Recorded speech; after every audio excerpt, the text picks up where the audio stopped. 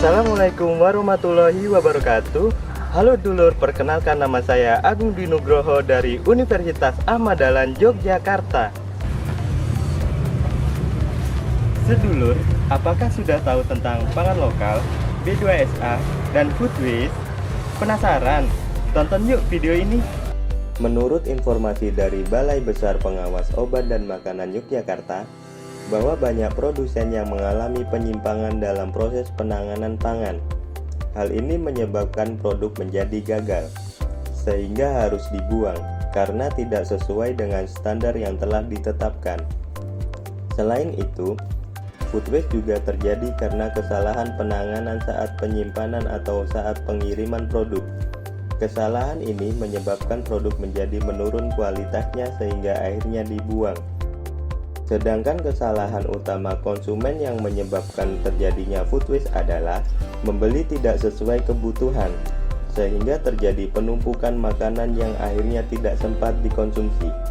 Akibatnya, jumlah food waste di Indonesia mencapai 300 kg sampah makanan per orang setiap tahunnya. Indonesia menduduki peringkat kedua di dunia dalam jumlah food waste. Hal ini diinformasikan oleh Kementerian Pertanian tahun 2019. Selain itu, menurut data BPS, terdapat 13 juta ton sampah makanan per tahun di Indonesia, yang apabila dikelola dengan baik, dapat menghidupi 28 juta orang. Angka tersebut hampir sama dengan jumlah penduduk miskin, atau sekitar 11% dari populasi Indonesia. Nah, seharusnya masyarakat mulai sadar untuk mengurangi food waste dan beralih ke pola makan B2SA atau beragam, bergizi seimbang, dan aman. Apa yang dimaksud dengan pangan beragam, bergizi seimbang, dan aman? Pangan beragam artinya makanan yang dikonsumsi lebih dari satu jenis, baik itu nabati, hewani, asalkan mengandung gizi yang beraneka ragam. Kemudian, bergizi artinya makanan yang kita konsumsi harus mengandung gizi untuk membentuk energi dan menjaga metabolisme dalam tubuh.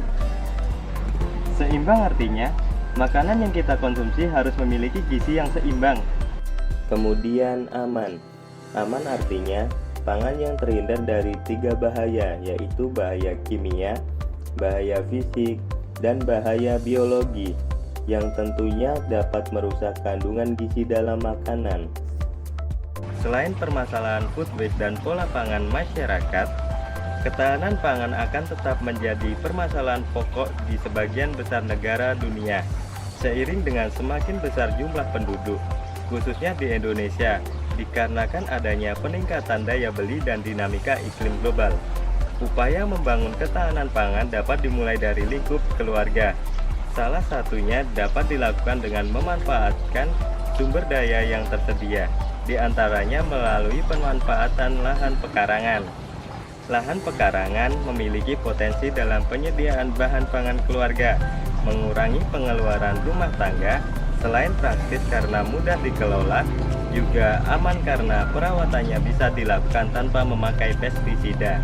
Apabila saya terpilih menjadi Duta Pangan Yogyakarta, maka program yang ingin saya lakukan adalah berkontribusi menumbuhkan semangat cinta pangan lokal dalam bentuk mempromosikan pangan lokal, menggalakkan gerakan diversifikasi pangan lokal, membudayakan konsumsi pangan lokal berbasis B2SA, serta meningkatkan pemahaman tentang penanganan pangan yang baik dan benar agar tidak terjadi food waste. Setelah memahami B2SA berbasis pangan lokal, yuk bersama-sama mulai dari diri kita untuk menggalakkan pola makan B2SA agar terwujud generasi yang sehat, cerdas, dan berkualitas untuk membangun bangsa. B2SA bangun kesejahteraan mulai dari menjaga sehat jiwa dan raga, pangan terjaga. Go local food, no food waste. Sekian, terima kasih. Wassalamualaikum warahmatullahi wabarakatuh.